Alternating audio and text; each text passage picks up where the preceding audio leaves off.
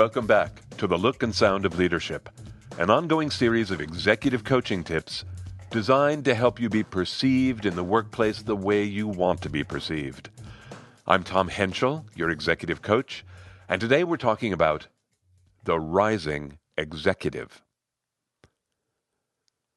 Rafael was 2 months into running the largest team of his career. He wasn't certain, but he sensed the CEO was about to pit his new team against another team.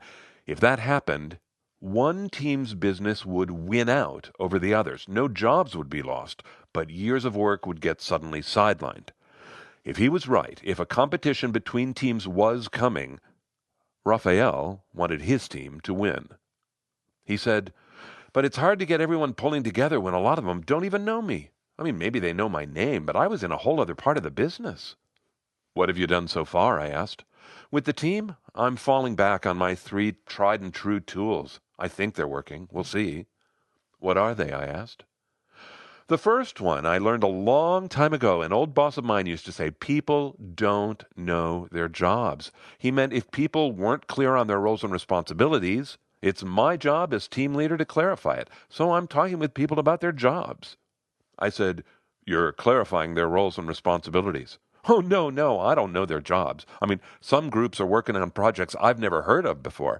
I just ask a lot of questions." "What are you finding out?" "Most people are pretty clear about their roles and responsibilities. What they don't always know is how their work connects to the company as a whole. But I'm happy to talk about that. That's easy for me." "Sounds great," I said.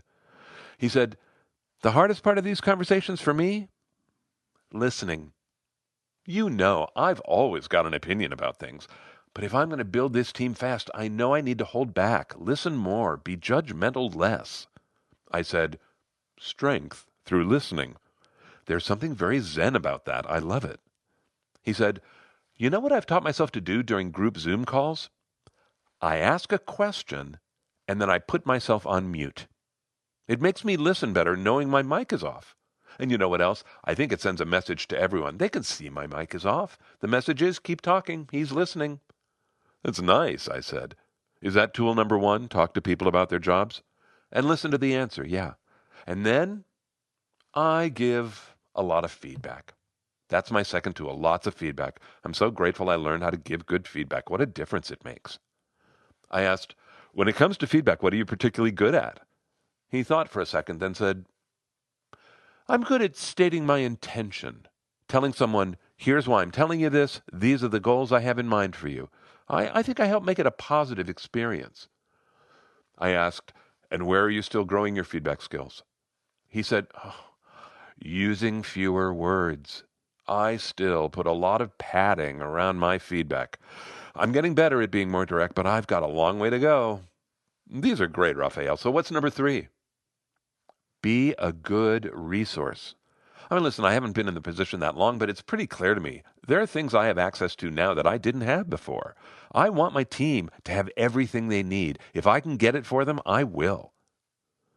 So your 3 tools are clarifying roles and responsibilities, give lots of feedback, be a resource. Right. It sounds like you are doing really well in your new role, I said. For the most part, he said, but there's part of me I can get pretty overwhelmed. You know, I used to love reviewing my direct reports' work. I would write lots of notes, I'd give lots of ideas, and they loved it. And so did I. Well, I can't do anything like that anymore. I just don't have the time." He went on without pause. "I used to think I got a lot of emails. I had no idea. And there's a lot more people I should be talking to. I just can't get everything done.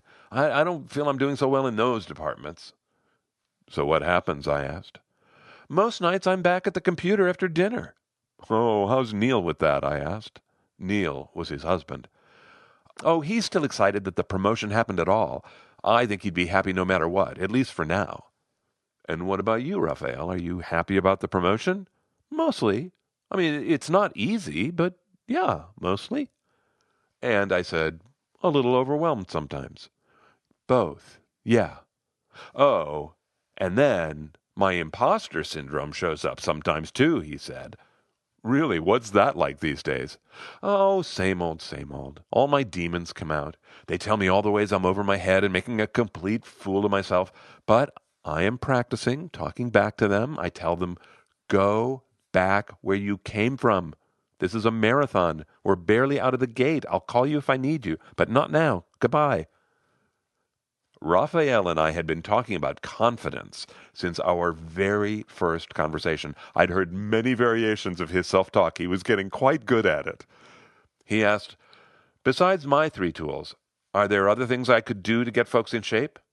Maybe, yeah. I like your tools. They're very job-focused. That's good. I'm wondering if you might want to add in some tools that are people-focused. Like what? He asked. Communication. Communicate about yourself.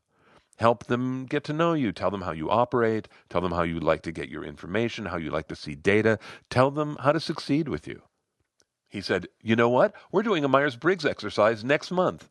Someone from the training group is going to come work with us. So the team's going to know my preferences soon enough. Oh, that's great, I said. Who pulled the trigger on Myers-Briggs? Was it something you were told to do? Oh, no, I asked for it, he said. I've been on other teams that have done it, and it's helpful for exactly the purpose you said. We get more aware of our preferences so we can be more effective together.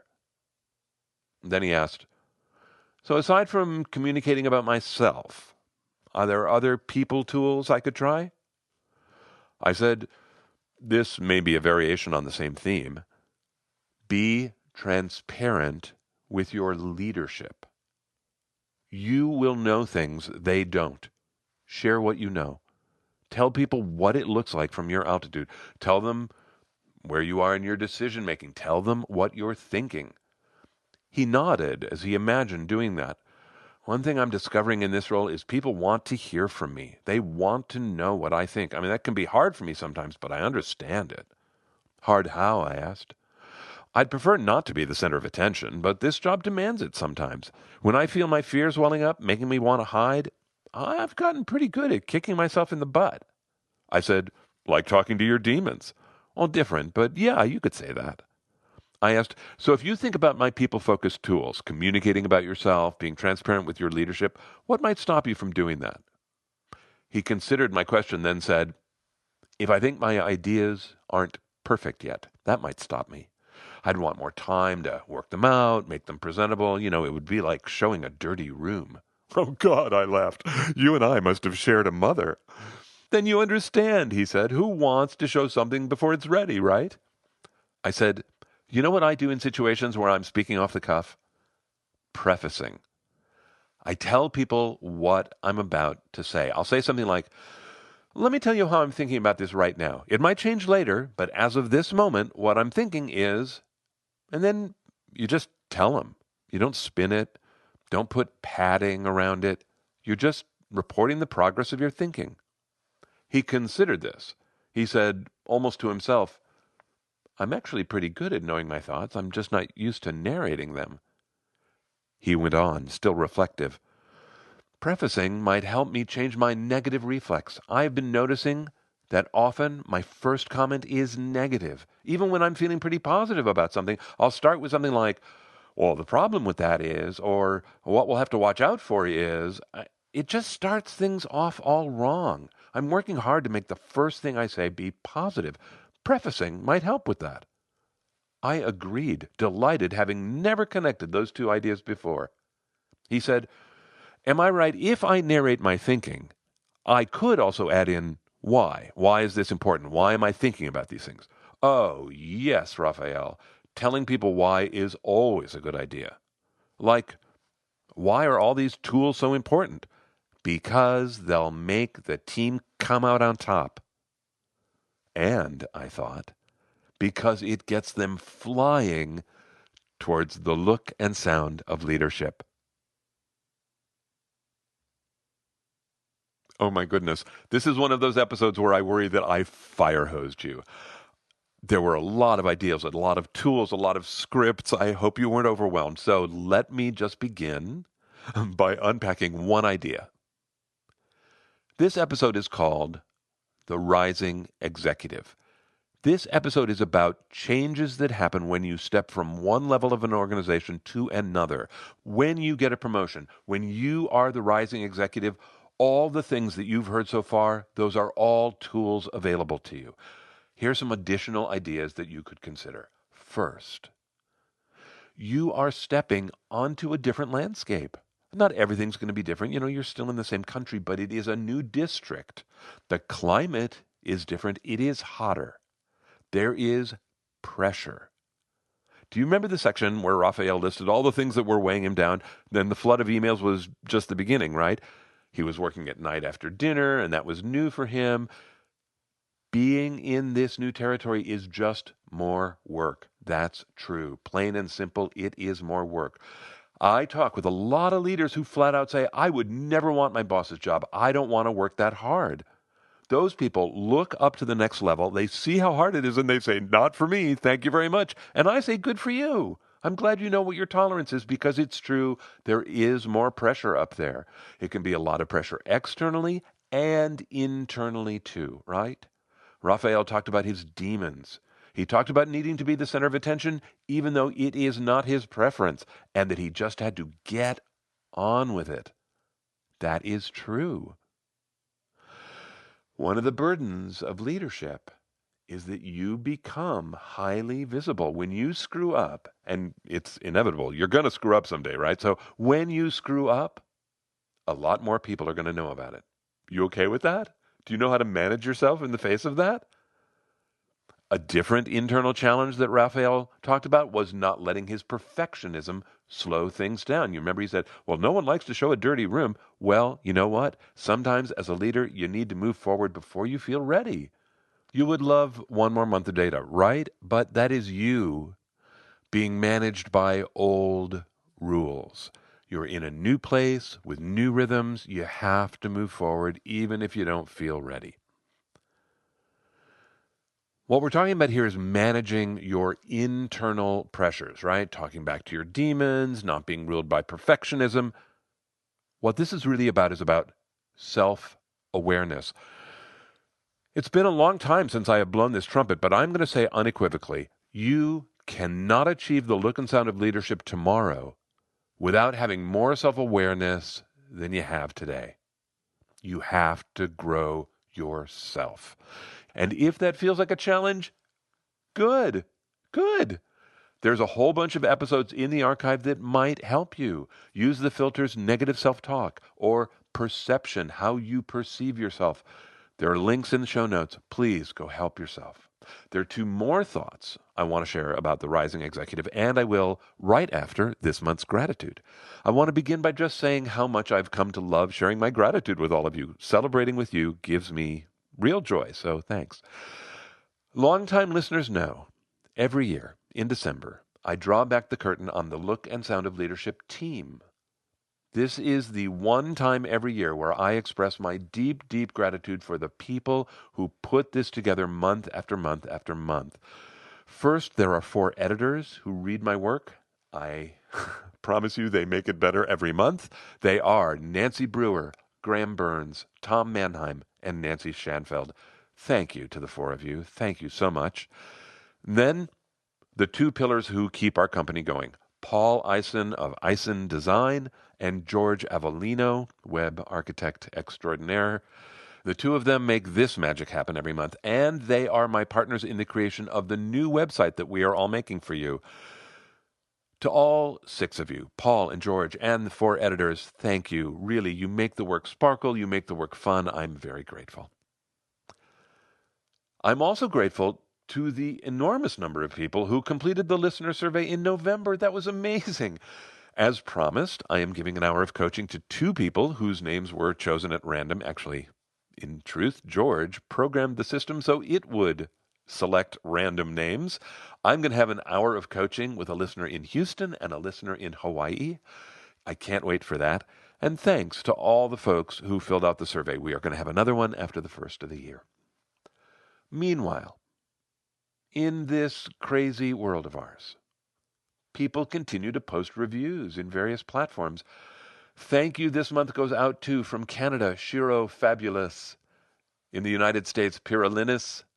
Prof. RN, Parenting Confident Kids, and CNQ86. Thank you. Thank you. Thank you for what you write, and thank you for doing it at all. As I have said before, those reviews help this tiny little boat stay afloat in the tumultuous sea of podcasts. So I am very grateful. Finally, I just want to say a year-end thank you to you. I don't know who you are, but I know you're listening.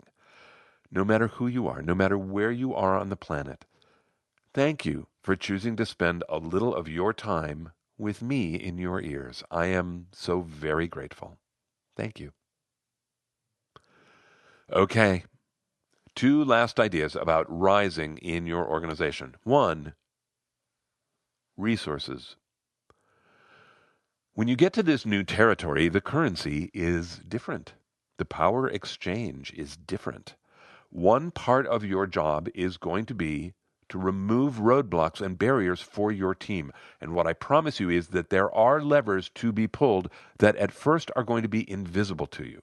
So keep your eyes out, keep your ears open. Don't be shy about asking for help. And in particular, do not be shy about advocating and bargaining for your team. That's actually one of your jobs. Go for it. And finally, develop your team. Look, I'm all about executive development. I'm also about team development. I want to say to you, invest in your team. And partly what that means is give them your time. It also means give them tools so they can get better. So maybe you implement the Plus Delta tool. The Plus Delta tool is great. I did a whole episode about it. You can listen to it. It sharpens a team. The link is in the show notes. Grab that. Or you might develop the team by having them work on themselves as a team. Do a book club. Pick a book like The Five Dysfunctions of a Team and use it as a guide to talk about how the team works together. And if you want to lead the work, there's a field guide, a how-to book related to the Five Dysfunctions. More links in the show notes. But you can do that yourself. You might develop your team by doing an assessment. Rafael was going to do the Myers-Briggs Type Indicator. A lot of leaders do DISC. You know I love DISC. A lot of leaders use the Enneagram or instinctive drives. There are lots of assessments out there. The difference is that unlike the 5 dysfunctions that you probably could do by yourself, you probably cannot do an assessment by yourself. You're going to need someone from your training and development department, or you're going to need a consultant like me or like the thousands of practitioners who are out there. Here's an image about all of this. Think of your team like a car. Performance can always be improved. But it's hard to improve performance while you're flying down the highway, right? Sometimes you have to stop. Everyone has to get out, open the hood, gather around, take a look, decide what you want to work on, do it, then get back in the car. And you know what? The performance improves. So that's about team. But I want to close with the idea of the rising executive. For you, if you get that promotion that you have pursued for years, and you know what, that it's harder than you thought, don't be surprised. That's okay. Be strong. It is hard, yes, but you can do hard, as my friend Linda Novak used to say. There's a lot here, I know. If you want to dig in deeper, there's a category in the archive called Leading Teams. Take a look. Another link in the show note. Here's 5 very eclectic episodes that you might listen to that relate to this episode: delivering tough feedback, managing bad behavior, the intentional leader, your team's best interest, part 1 and part 2. As 2020 draws to a close, I open my heart to each of you. I wish you honor and respect. I wish you peace and love. And I hope that 2021 holds a lot of healing for us all. Okay, that's it for me. Until next time, I'm Tom Henschel. Thanks so much for listening.